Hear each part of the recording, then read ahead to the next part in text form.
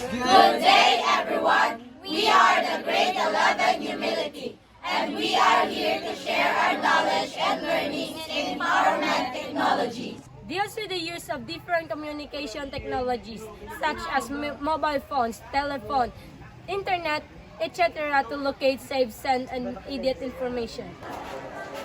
Among the lessons in our subject, Empowerment Technology, I learned that there are 6 features of Web 2.0, which are taxonomy, rich user experience, user participation, long tail, software as a service, and mass participation. They can provide us benefits, especially to the internet users. Among the lesson in our subject, Empowerment Technology, I learned that there are 6 types of social media, which are social networks, bookmarking sites, social news, media sharing, microblogging, and blogs and forums. These medias allow us to access the internet easily because of their help. They can help easily our tasks whenever we look up online for different purposes. Among the lessons in our subject, Empowerment Technology, I learned that there are 5 problems of Web 3.0, which are compatibility, security, vastness, bugginess, and loading. We should be careful because there are possibilities that we can encounter this problem. We can't avoid, but we can surely solve this.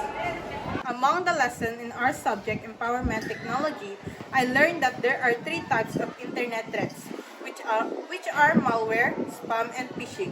But there are forms of malware: the virus, worms, trojans, spyware, and adware.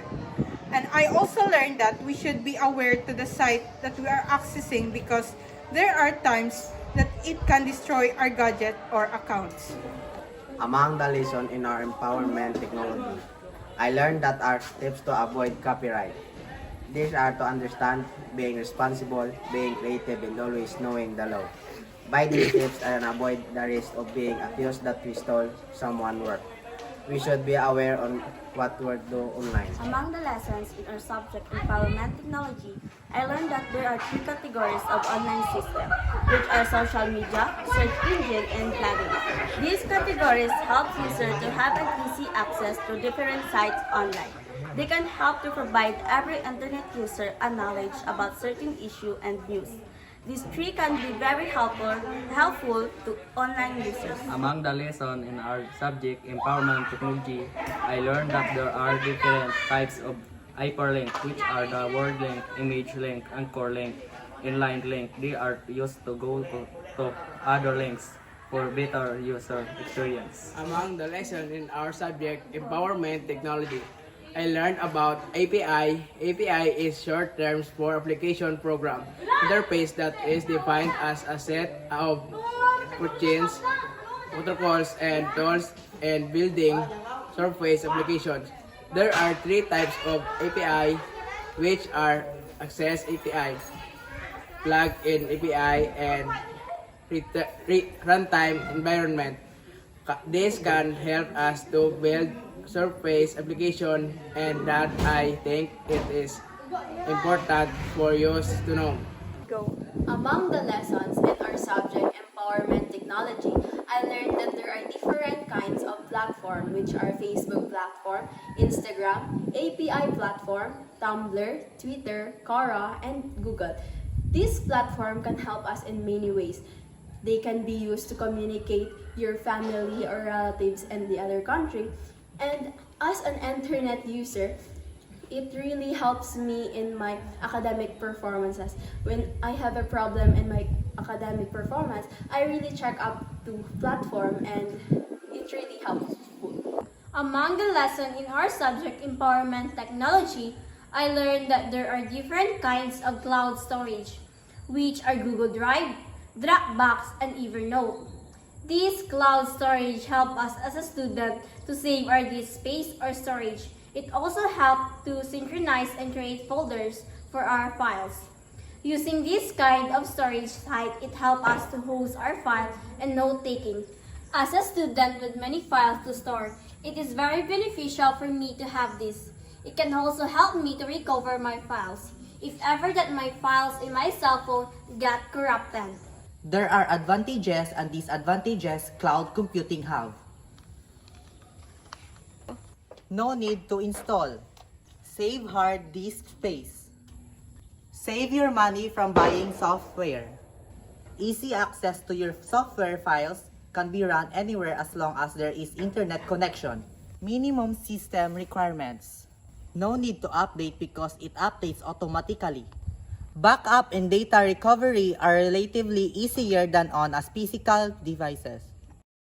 Can be hampered down by slow internet speed, no connection, no cloud computing. May require compatible software like a browser. You do not own the software, you are simply renting it. More prone to hacking. Limited control over infrastructure itself. Through empowerment technology, I've also learned the tips in creating presentation. Minimize, clarity, simplicity, visual, consistency, and contrast. It also helps me to develop about WWW or World Wide Web, which is developed by Tim Berners-Lee. It has 3 types: Web 1.0, Web 2.0, and Web 3.0. Among the lessons in our empowerment technology, I learned that there are 7 elements of design.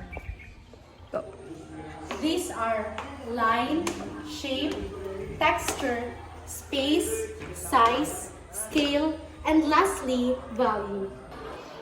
These elements should be considered in making a website. It is very helpful for us at all times and is very necessary in making any output. Among the lessons in empowerment technology, I learned how to create a resume. I learned a lot because of Sir Jones. We must think before we click, and we should be aware on internet threats. Among the lessons in our subject Empowerment Technology, I learned about Content Management System or CMS and its tools. As we all know, CMS allows us to publish, edit, and manipulate, organize, and delete web content. Its tools consists of WordPress CMS made simple and Joomla. These tools is really helpful for internet users including me because if ever I decide to make blogs and I have a huge span of audience, then it would be a benefit for me as a blogger. Overall, I have so many learnings in our empowerment technology which helps me and improves my skills in using internet. Among the lesson in our subject in empowerment technology, I learned that there are different kinds of image placement, which are in line with text, square, tight, through, top and bottom, behind text, in front of text. Among the lesson in our subject Empowerment Technology, I learned that there are 8 web design principles. These are purpose, communication, typefaces, colors, images, navigation, layout, and load time. This principle is a great way to lay the groundwork for further skills development and for website to be an eye-catcher and fulfill its intended function. So